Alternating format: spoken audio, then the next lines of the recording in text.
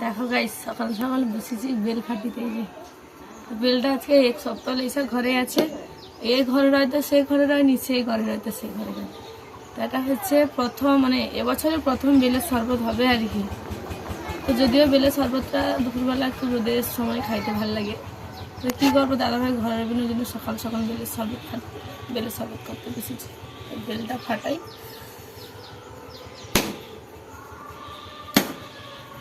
এই বেলটা পাকা না কাঁচা দেখো গাইস, কি সুন্দর গন্ধ।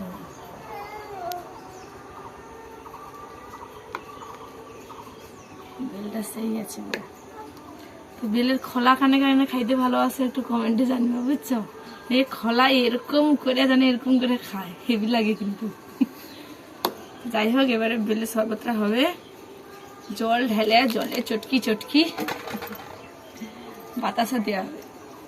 তো চলো আমাদের শরবত খাই। তো কে কে শরবত খাওয়া চলে আসা, চলো।